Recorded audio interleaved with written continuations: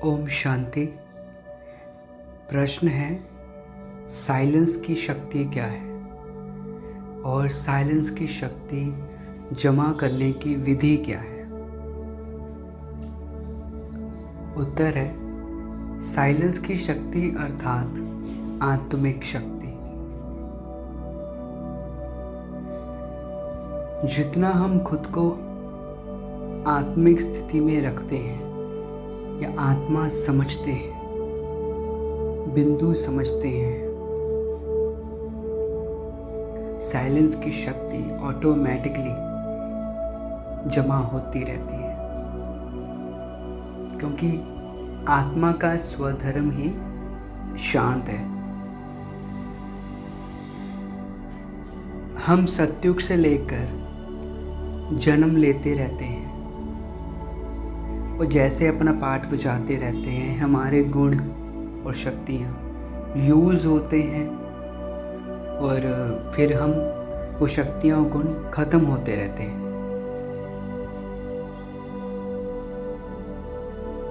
फिर जब कल्प के अंत में शिव बाबा धरती पे आते हैं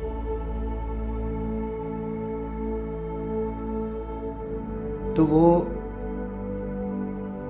हमें आत्मा, परमात्मा, कर्मों के गुण गति, ड्रामा, इसका राज बताते हैं।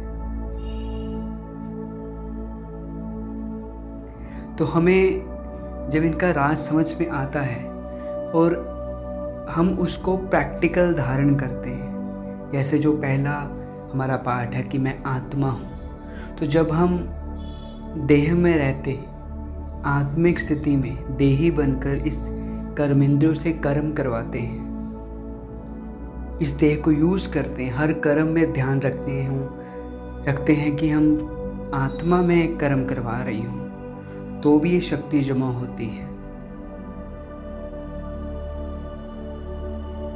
तो ऐसे ऐसे हमारी शक्ति जमा होने से हमें साइलेंस की शक्ति का अनुभव भी होता है। पर सबसे ज़्यादा जब शक्ति साइलेंस की कहाँ जमा होती है या उसका विधि क्या है, वो है कि जब हम बीज रूप स्थिति में परम धाम में होते हैं, वो सबसे पावरफुल स्थिति है। बाबा ने एक बार ये कहा था, जब आप योग में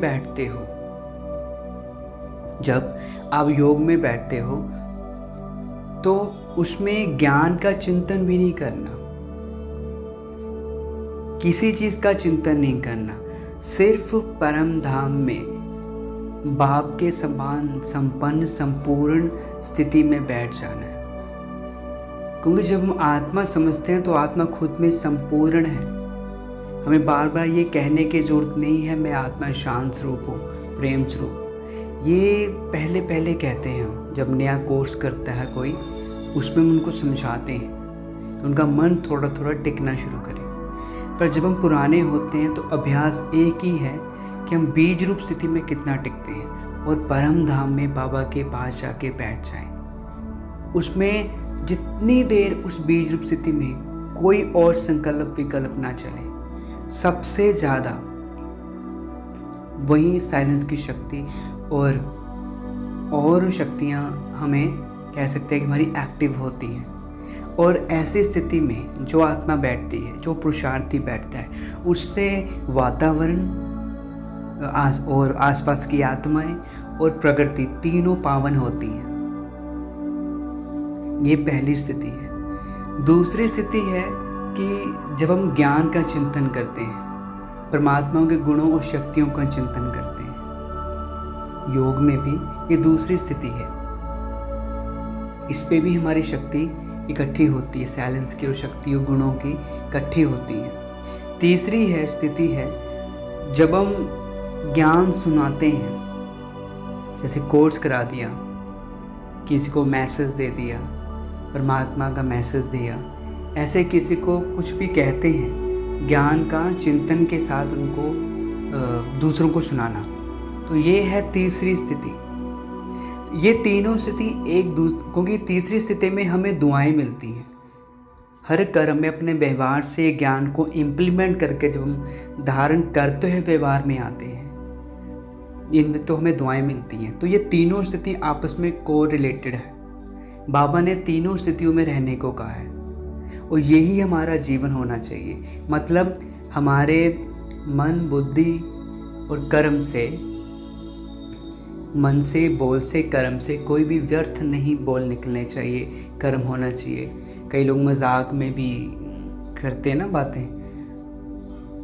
तो मैं मानता हूँ कि अगर हमें किसी की कोई बात पता भी लग गई है, अगर हमें किसी की कोई नेगेटिव बात, मधुबन की, सेंटर की, किसी बहन भाई की मुझे पता लग गई है, तो ये फैलाना भी मेरा भी कर्म बन जाता है। इससे मेरी ही आत्मा की शक्ति डिप्लीट होती है, क्योंकि मुझे थोड़ा सा तो जब बता दूंगा तो थोड़ा सा तो रहता ही ना कि आगे ना बता दें।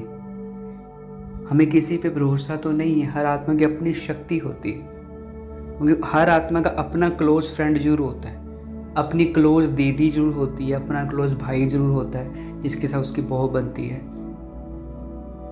चाहे अगर बताने का बहुत शौक है तो आप बाबा को बता दीजिए। ये सारी बातों से हमारी शक्ति डिप्लीट होती है। तो साइलेंस की शक्ति का अनुभव करने के लिए यही है बीज रूप स्थिति, और जितना हम खुद को आत्मा समझते हैं उतनी शक्ति इकट्ठी होती है। यही है साइलेंस की शक्ति और साइलेंस की शक्ति की विधि। ओम शांति।